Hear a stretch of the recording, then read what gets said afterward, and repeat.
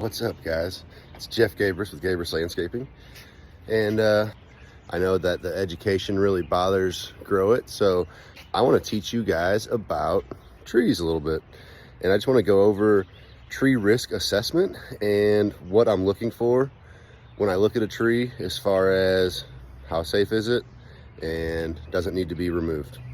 The first thing you want to do in a tree risk assessment is look at the site.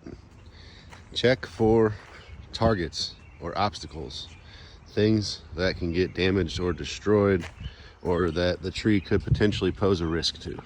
So this particular tree doesn't have a lot of targets. There's a overhead line for telecommunications. There's a telephone pole over there. I mean, there is the street and there's my house, but there's not any playground or it's not a high traffic area.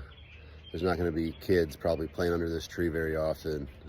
Maybe my kid once in a great while, but for the most part, he's going to be going on walks down the street, or he'll be playing in the backyard on his playset. So once you've assessed the site and the targets, then it's time to assess the tree. The thing I'm going to look at when I look at a tree is I'm just going to look up at the canopy in general, and I want to see, what does the foliage look like? Is it healthy? Is it dark green or whatever color it's supposed to be? Not all trees are supposed to be green.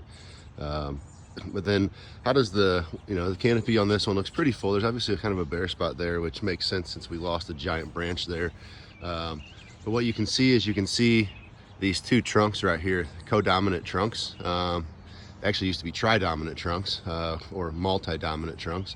And that codominant structure is a weak point in the tree. If I had the chance, I would have trimmed that out when this tree was younger, because once they get older, well, they get so tall and they don't have enough strength there at that branch union right here, and they just split out. And it's pretty common. You see this a lot with like the Bradford pear or Callery pear species. But that's one of the things, and those are the things I'm looking for when I'm looking for tree risk assessment. Now, the biggest thing for me, I think, is looking at the flare of the tree. And so when I look at the base of my tree, I want to see it flare out. I don't want it to look like a telephone pole. So you see on this side where it gets a little bit flatter, I don't like that. And this tree, actually, for a red maple, has a very good root flare for its age and for the area. Most of the red maples in this area look just like telephone poles. And when I say telephone poles, well, there's a telephone pole. That's a giant telephone pole. That actually has a small root flare, but that's really not much of a root flare, not when compared to some other stuff. Like, let's go to my backyard. All right, so here in my backyard, this is a silver maple tree, which actually has a decent root flare. There's a nice little concave section right there. That's not exactly what I'm looking for, but as far as a flare goes, it's a great example, especially when you put it next to these Callery pear species. And then of course, all of these trees suck. Whoever planted these just did not know trees at all. The thing has like 5 multi-dominant trunks right there. This one splits off and has like 2 different sets of multi-dominant trunking. This is a giant silver maple. There's a codominant branch right there. Now I will say, that's actually a fairly strong branch union, at least it looks like to me. But when you want to talk about tree risk, if that branch falls, that could seriously hurt somebody. And so the biggest thing about tree risk is actually the targets, because after you've assessed the quality of the tree and kind of the likelihood of the tree to split or fall and just the condition that the tree is in, what you really want to know is, what are the targets? What could potentially get damaged? Who's at risk, or what are the risks when this tree does fall? So obviously out here you can see there's a kid's playset, my kid's playset.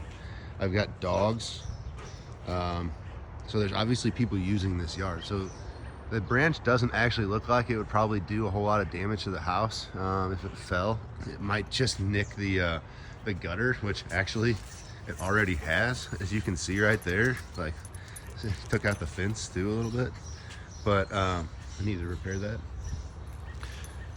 But as far as tree health and tree risk goes, I think that the union on that branch itself is strong enough that I don't have to worry about this giant branch falling on my house. Now, listen, every time I think I know something, I get proven wrong. Mother Nature has a funny way of telling me that what I think I know, I don't. But all you can really do in tree risk assessment is make your best judgment. The problem is that if you're doing it on a paid basis, you really have to be risk averse, which means even when a tree's not super risky, you got to recommend removing it, because if you don't, you end up incurring the liability should that tree fall, right? So if you're gonna be out here and be a good arborist and have the balls to basically say, hey, you can leave a tree up when somebody asks you, you really better be checking out those root flares and checking out those canopies and looking at the strength of those branch unions and checking for rotting and checking for inclusive growth and how deep the inclusive growth lines go, and just looking at all that stuff. But that's what us arborists are looking at. I think one of the things that a lot of people get worried about is a branch that's over the house, or maybe a trunk that's got a lean to it, doesn't grow straight up and down. Whether or not a tree grows straight up and down or grows a little bit to the right or a little bit to the left, that doesn't make it a bad tree. Hey guys, so anyways, Jeff Gabrus, Gabrus Landscaping, MW5363A is my ISA number, and appreciate y'all watching. Hope you guys learned something today. Wow.